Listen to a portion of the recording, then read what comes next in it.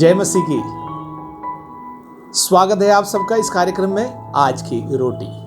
शीघ्र ही आने वाला प्रभु यीशु मसीह के मधुर नाम से तहे दिल से आप सबका स्वागत करता हूं।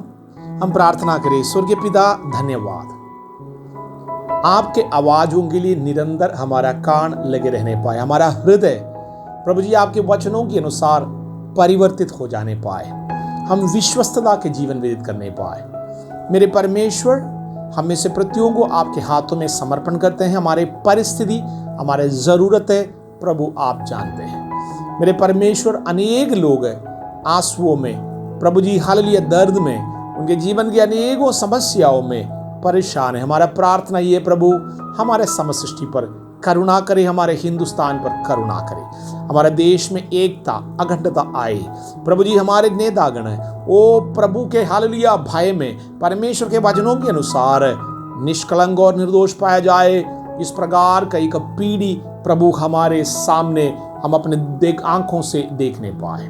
मेरे परमेश्वर, हमारे देश के प्रत्येक लोगों के लिए हम बिछुए के प्रार्थना करते हैं, करुणा करे, करुणा करे, करुणा करे। आपके वचन के द्वारा हमसे बातचीत करेंगे यीशु मसीह के नाम से, आमीन। आज के मनन के लिए हम परमेश्वर के पवित्र शास्त्र से एक वचन पढ़ेंगे। यूना नबी के किताब पहला अध्याय के पहला वाक्य। यहोवा का यह वचन अमित्तई के पुत्र योना के पास पहुंचा। योना के जीवन के दुख या पराजय का 7 वजह पहला अध्याय के पहला वाक्य से लेकर 5वीं वाक्य तक जब हम पढ़ते हैं, ऐसे 7 बातें वहां पर लिखा है। योना एक भविष्यवक्ता होकर, परमेश्वर के चुने हुए दास होकर क्यों पराजित हुआ, क्यों क्रोध में आया, क्यों परमेश्वर के विरुद्ध में बात करते हुए, प्रभु के विरुद्ध में क्रोध करते हुए, आमीन हालेलुया, हम लोग देखते हैं। योना नाम का अर्थ है, उसका नाम का अर्थ है विश्वस्त, निष्कलंक। हमारे प्रतिदिन के जीवन में हम लोग देखते हैं, जिस प्रकार हमारा नाम है और हमारे काम उसे काफी हट करके, या नाम और काम का कोई मेल नहीं है। अनेक लोगों के मुंह से निकलने वाले बातें उनके कामों के साथ कोई मेल नहीं है। एक आत्मीय व्यक्ति के लिए यह उचित नहीं है। प्रभु के वचन के अनुसार, चाहे आप भविष्यवक्ता हो, चुने हुए लोग हो, कोई भी क्यों ना हो, जो बात हम कहता हैं उसके अनुसार का एक जीवन हमें व्यतीत करना, अन्यथा हमारे परमेश्वर को अच्छा नहीं लगता है। मैंने कहा यूना का नाम विश्वस्त है या निष्कलंक है, लेकिन उसके स्वभाव में, वास्तव में स्वभाव है, उनके नाम के साथ कोई मेल नहीं है। दूसरा, यूना परमेश्वर के आज्ञाओं का उल्लंघन करता है। परमेश्वर ने यूना से कहा था निनवे नाम के एक शहर में जाकर उस शहर के विरोध में बातें करे, लेकिन यूना निनवे नहीं जा रहा है, वो तर्शीश जा रहा। कई बार हम लोग भी प्रभु के बातों के अनुसार के जीवन नहीं व्यतीत करना चाहते हैं, हम लोग अपने मर्जी के अनुसार के जीवन व्यतीत करना चाहते हैं। एक व्यक्ति, एक आत्मीय व्यक्ति कई बार आत्मीय बातों में पराजित हो जाते हैं, इसलिए हम अपने परमेश्वर के वचनों के विरुद्ध में जाने की कारण। तीसरी बात है, इस प्रकार हम लोग यूना की पुस्तक में पढ़ता है, वो परमेश्वर के सन्निधि से भाग करके जा रहा।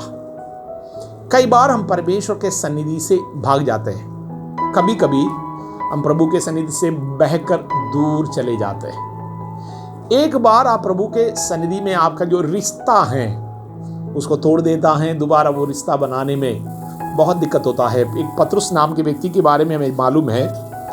पतरुस परमेश्वर के चेहरे की ओर, यीशु मसीह के चेहरे की ओर देखते हुए कहा, मैं इस मनुष्य को नहीं जानता हूं। लेकिन उसके बाद कितना रोया, वो वापस अपने पुराने कामों में गया, हताश और निराश होकर किसी को चेहरा दिखाने लायक भी पतरुस नहीं रहा। इस प्रकार हमारे परमेश्वर ने जो हमें जो उत्तम बुलाहट से, पवित्र बुलाहट से बुलाकर अलग किया है, इस बुलाहट से हम ना भागे। योना परमेश्वर के सन्निधि से भाग जाते हैं, उनका पराजय का तीसरा कारण। चौथी बात है, प्रभु निनवे के विरुद्ध में क्या बोलना चाहते, वो निनवे के प्रति कितना प्रेम करता है, प्रभु का हृदय क्या है, वो जानना यूना के लिए बड़ा भारी पड़ गया, मुश्किल पड़ गया। यूना परमेश्वर के हृदय को नहीं समझ पाते।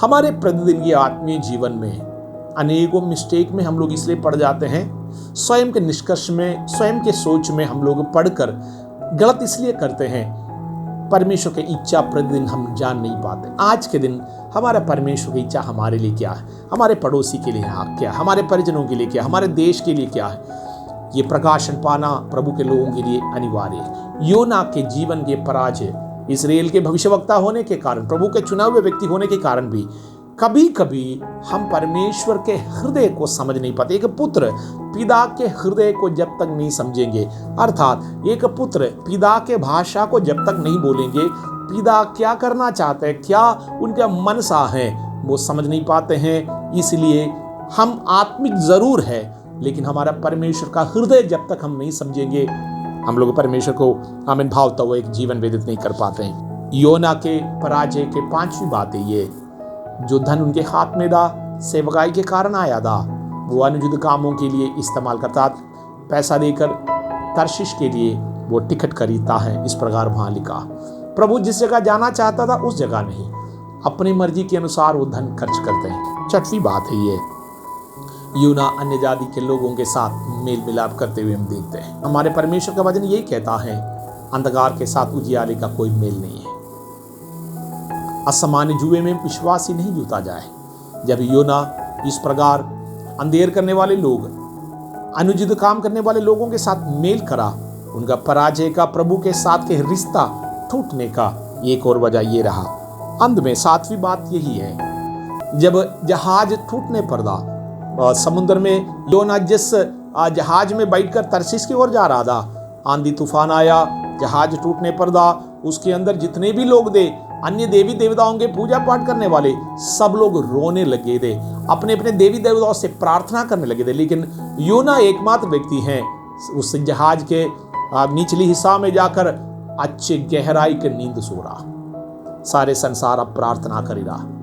उनकी वेदनाओं में, उनके दुख में, इस महामारी में अनेक लोग, बेशक वो अज्ञानता में प्रार्थना कर रहा है, लेकिन यूना नाम का अनेक लोग हमारे मध्य में हैं, हमारे कलीसिया में, हमारे घरों में हैं, अच्छे नींद सो रहा है, प्रार्थना नहीं कर रहा। इस समय हमारा परमेश्वर का इच्छा यही है, हम प्रार्थना करें, हम अपने परमेश्वर से प्रार्थना करें। जो भी चीज से प्रभु से हमारा रिश्ता को तोड़ दिया है, हम परमेश्वर से हो सकता है धीरे धीरे दूर हुआ है, पूरी रीत से नहीं हो गया होगा। योना जहाज के निचले हिस्साओं में गहरी नींद सो रहा। आप ना सोए, जागे, प्रार्थना का समय है, धार्मिकता के काम करने का समय है, समस्त सृष्टियों के लिए मध्यस्थता करने का समय है। जहाज टूटने पर है, टूटने से बचाए, प्रभु के इच्छाओं को हम समझे, प्रभु को प्रसन्न करने वाले का आत्मीय जीवन व्यतीत करें। आज के दिन आपको परमेश्वर एक जयवंत जीवन प्रदान करे, हारा हुआ जीवन नहीं, पराजय का जीवन नहीं। प्रभु आपको आशीष दे, यीशु मसीह के नाम से, आमीन।